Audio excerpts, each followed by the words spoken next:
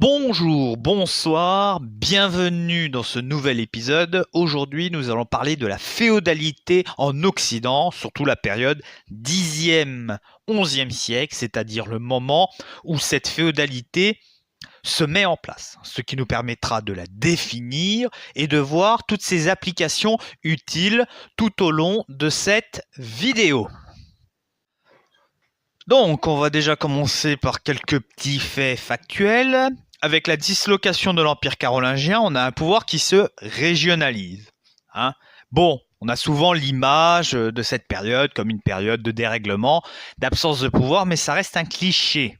Le mot féodalité apparaît qu'en 1794. Donc là, on va prendre une notion qui n'existait pas à l'époque qu'on va traiter. C'est dérivé du fief feudum en latin, et du mot germanique qui désigne le bétail.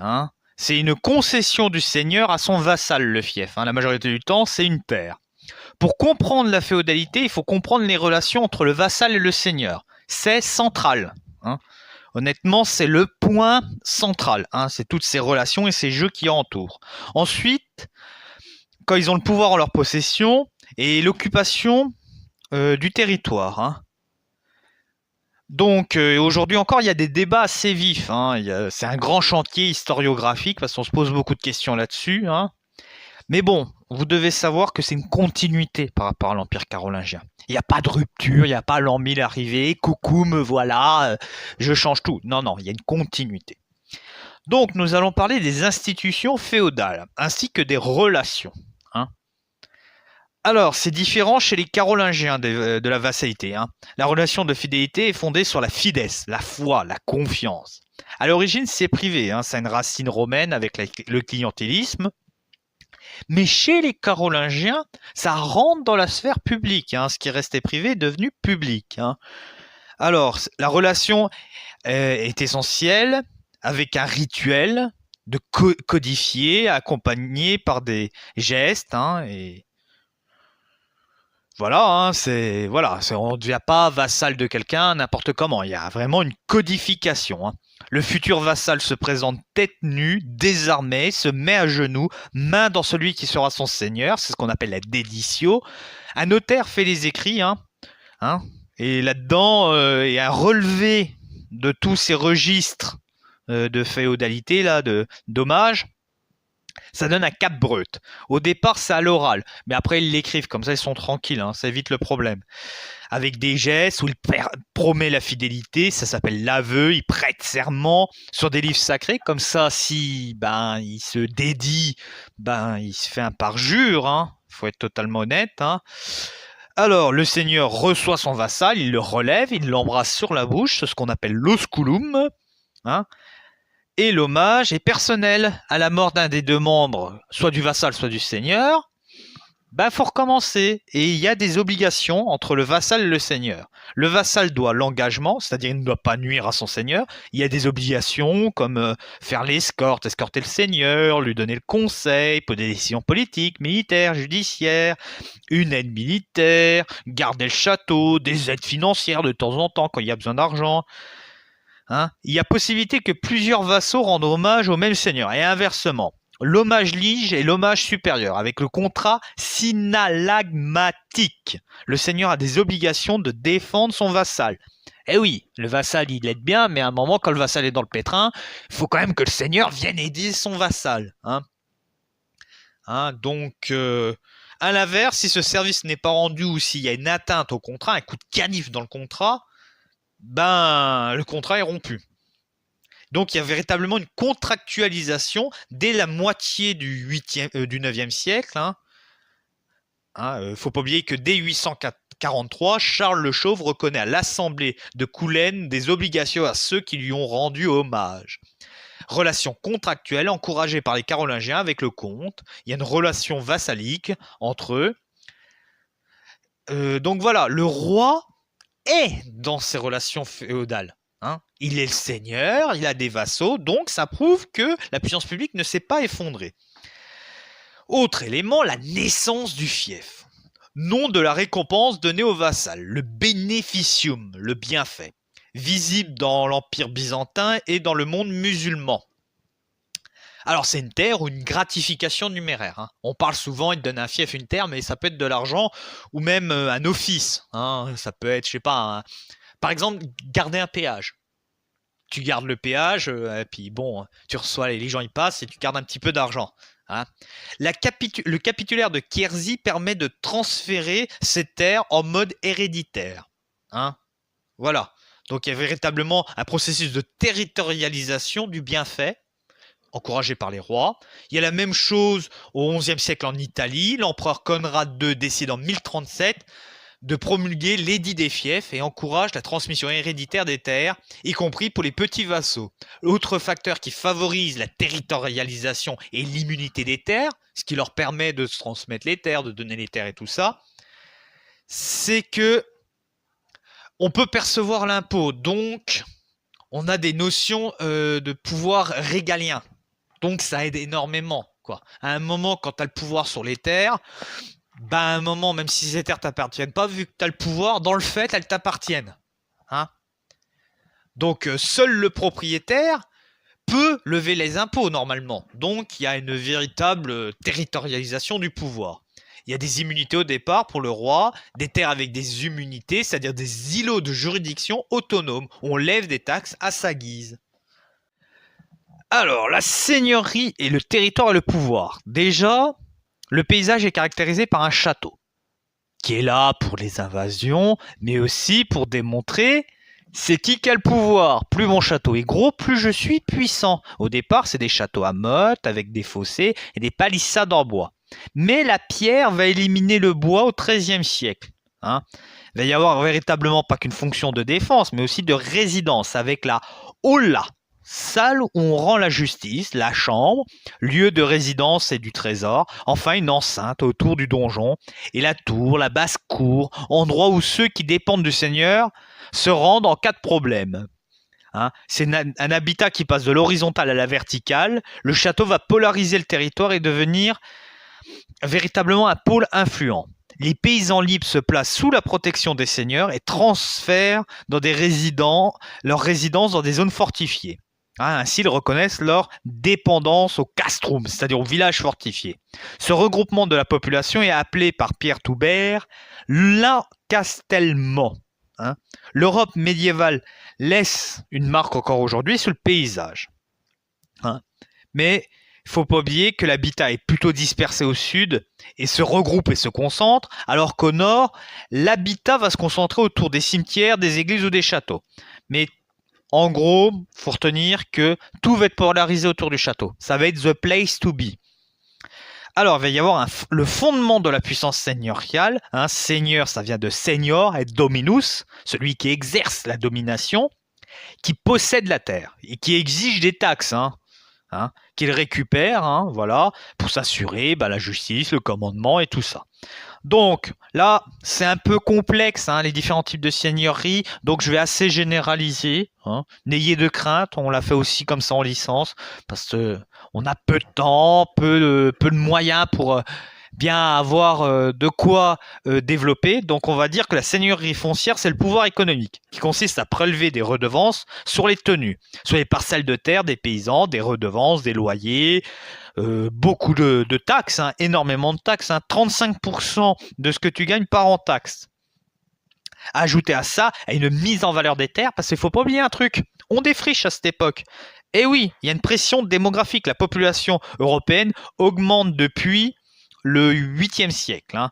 La population française entre l'an 1000 et 1200 est multipliée par 2, on passe de 5 à 10 millions, en Allemagne on passe de 3 à 9 millions, en Italie de 5 à 8 millions, en Grande-Bretagne ça se multiplie par 3. En gros, on a une augmentation de la population de 0,6% par an sur 3 siècles. Donc, plus de monde, on est obligé d'avoir plus de terres cultivées, donc on fait évoluer le système d'exploitation. C'est la fin du système carolingien des grands domaines, avec deux parties, une réservée pour l'exploitation et une autre tenue par des paysans qui payent un loyer. Là, il va y avoir le sevrage, on va commencer à améliorer la technique avec le collier à cheval, on va éliminer l'esclavage, on préfère mettre un serf qu'un esclave, avec des taxes, hein. Si tu reprends ton indépendance, il faut payer, hein. Donc voilà, et puis il y a toute une différence entre paysans libres et serfs qui n'ont pas du tout les mêmes droits. Hein. En effet, les serfs sont privés de droits et doivent se tenir hors des ordres religieux. Hein, et ne pas témoigner en justice. Hein. Mais bon, c'est 20% de la population. Hein. Et tous ces gens-là, paysans libres ou non libres, ça a donné le nom de vilains. On a la seigneurie banale, c'est le pouvoir de commandement qui découle du pouvoir foncier. En gros, tu as l'argent, tu as le pouvoir. Hein, c'est lié aux bancs conférés par le roi, au comté et aux aristocrates, qui assurent la défense, la fonction la plus importante car c'est la plus prestigieuse, le droit d'exercer la justice sur le territoire. Hein, le mandement, hein, ça s'appelle comme ça. Hein, règle les conflits fonciers et tout ça. Le seigneur peut poursuivre les délits les plus mineurs avec la coutume, avec des témoins, l'ordalie. Enfin voilà, il y a toute une codification judiciaire avec le duel judiciaire, tout ça. Tout ça bien aidé par des taxes. Donc, en dernière partie, je vais vous parler d'une des réalités, la guerre et la paix autour de l'an 1000. Hein, c'est une des caractéristiques de la société féodale, c'est l'émergence de l'élite guerrière. Donc, il va y avoir un modèle de société élaboré par les moines de Saint-Germain d'Auxerre, repris par Adalbéron de Laon et Gérard de Cambrai. En gros, il y a 3 ordres. Il y a le premier ordre, celui qui prie pour l'âme des gens, les oratores, l'église, ceux qui travaillent, les laboratores, et enfin ceux qui se battent, les bellatores. Hein, c'est une sorte de trinité, 3 ordres, 3 membres d'un seul corps. Hein. C'est comme le Père, le Fils, le Saint-Esprit. Hein. Mais bon, ceux qui font la guerre, c'est un groupe très composite. Hein. Il n'y a pas que l'aristocratie. Hein. Il y a aussi des hommes libres, des guerriers, hein, véritablement des milices. Hein. Il y a aussi des membres des couches supérieures rurales. Il y a une évolution majeure vers l'an 1000 parce que le nombre de combattants se réduit. Le prestige augmente car il y a une augmentation des coûts militaires. C'est plus n'importe qui peut faire la guerre. Ah ouais, ça coûte de l'argent. Donc ça réduit ceux qui font la guerre, mais ceux qui font la guerre se professionnalisent. Hein. Ça exclut aussi ceux qui travaillent parce que ça demande un entraînement. Hein. Manier une épée de plusieurs dizaines de kilos, faut savoir la manier. Hein. Mais, dernière évolution, il va y avoir une mauvaise coutume de la violence, selon l'Église et les moines. Ils ont remarqué que toutes ces histoires de seigneurs, vassaux, vassals, bah, ça peut vite partir en cacahuète parce que tu as rendu hommage à 2 seigneurs, tu as le premier seigneur qui vient faire la guerre à l'autre, tu te retrouves un peu dans le mal. Enfin voilà quoi, tu peux avoir des guerres entre vassaux, entre seigneurs, donc ça peut vite partir en cacahuète. Hein. En plus, les églises prennent un petit peu cher dans le sens où bah, c'est là où il y a le plus de richesse. Hein. Donc il y a une réalité codifiée et régulée, une concurrence pour la domination territoriale, les guerres de voisins, la faillite, la vengeance, hein, à titre privé. Donc l'Église va se dire, bon, face à ces violences, le roi il a d'autres chats à régler. Déjà, il y a toutes ces histoires de dynastie, de prendre le pouvoir, de ceci, cela. Donc, comme on est les principales victimes, eh ben c'est nous qui allons jouer les médiatrices. Hein. Dès la fin du Xe siècle, il va restaurer la paix et la discipline. Hein. Alors en 989, on va faire la paix de Dieu. Hein. Voilà, il y en aura aussi à Narbonne en 990, Le Puy en 994, à peu près dans tous les royaumes, où on réunit les chevaliers, on leur dit, bon, vous arrêtez les violences injustifiées, hein. Hein, avec des pénitences, on exhibe des reliques sanctifiées, on fait des serments de paix, hein. Que la violence est un châtiment divin, que c'est pas bien, et tout ça. Bon, on va être honnête, hein, il y a des exceptions, il y a vraiment des belles exceptions. Par exemple, tu peux saccager une église. Mais tu répares après, quoi. C'est payeur-casseur, hein, en gros, voilà. Donc il y a une mécanique de politique de la grande aristocratie qui souhaite réguler la violence. À partir des années 1040, toujours par l'Église, il va y avoir la trêve de Dieu. En gros, là, on a compris qu'on ne peut pas leur faire promettre de ne pas se taper sur la tronche, donc on va codifier. On va leur dire, bon, il y a des jours où vous ne pouvez pas vous mettre sous la tronche, comme Noël, Pâques, la Pentecôte, la période des carèmes, le jeudi parce que c'est la Seine, le vendredi parce que c'est la Passion, le dimanche parce que c'est la Résurrection. En gros, il y a 360 jours par an, à peu près 364, 365. Hein, je dois vous dire qu'honnêtement, je ne me rappelle pas combien il y avait de jours sur l'ancien calendrier Julien avant qu'on ait le calendrier grégorien, mais en gros, tu as 250 jours sans violence.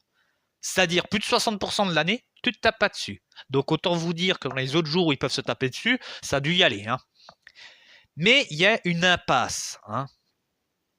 Parce que c'est un mouvement très conservateur qui vise à réguler l'usage des armes, pas la prohiber, la réguler.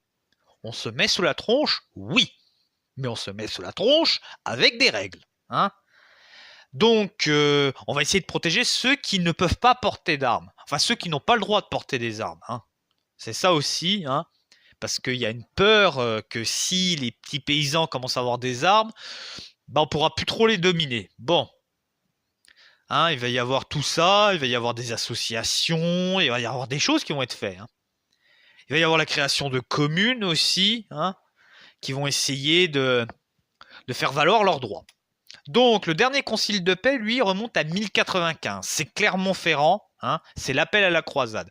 En gros, on a bien compris que on a beau réguler la paix, ça va pas le faire. Donc, ils ont besoin de s'envoyer sous la tronche. Ok, on les envoie à Terre Sainte. Pendant qu'ils tapent sous les musulmans, hein, nous, on a la paix. En plus, c'est pour protéger le tombeau du Christ et tout ça. Donc, il va y avoir aussi une christianisation de la chevalerie. Hein. La croisade va être une violence légitime. Hein. C'est là on va pouvoir une sorte de guerre sainte, hein, assez rapidement. Hein, quelque chose de semblable au djihad. Hein, mais c'est un djihad chrétien. Voilà. Il va y aussi avoir... Donc ça permet de codifier la violence. Il va y aussi avoir le rituel de l'adoublement. La christianisation des chevaliers passe par le contrôle d'un rituel en entrée, qui est un rituel important, avec l'équipement du chevalier, avec une cérémonie religieuse, officielle. Hein. Ça permet déjà de faire des choses bien, quoi. Parce qu'après, tu prêtes serment que quand tu es chevalier, tu vas protéger la veuve et l'orphelin. Enfin voilà, tu vas pas faire n'importe quoi. Ça permet de réguler. Donc, il y a aussi la culture chevaleresque qui va se développer à côté de ça. Hein. Il va y avoir un lien étroit entre la noblesse et la chevalerie. Hein. La noblesse va se réserver l'accès à la chevalerie. Hein. Il va y avoir tout un code de valeurs, toute une formation longue et studieuse. Et à la fin, ils vont se forger leur propre culture. Ça va être un groupe tellement à part qu'ils vont avoir leur petite culture à eux, avec des romans de chevalerie, l'idéal du roi lettré, l'amour courtois. Enfin voilà. Ça va être tout ça qui va se produire. C'est qu'à un moment, la violence va se codifier. Cette codification va mener à la création d'une élite guerrière, religieuse, mais à part, qui aura ses propres codes. En conclusion, en histoire, on parle de siècle de l'an 1000, qui va de 980 à peu près à 1060. Ça coupe le Moyen-Âge en deux, hein, parce que c'est une période qui dure 1000 ans. Et on observe trois phénomènes. Généralisation de la relation féodo-vassalique, l'avènement de la seigneurie, hein, centrée sur le château, et enfin la formation de la chevalerie. Donc tous ces éléments vont définir une réalité pour les gens de l'époque pendant de nombreux siècles. Hein, mais il n'y a pas de rupture, il y a juste une évolution. Hein. Ce n'est pas une rupture l'an 1000, c'est une évolution. J'espère que cette vidéo vous a plu. Si elle vous a plu, like, partage, abonnement, pub pour la chaîne, vous connaissez la chanson. Ciao!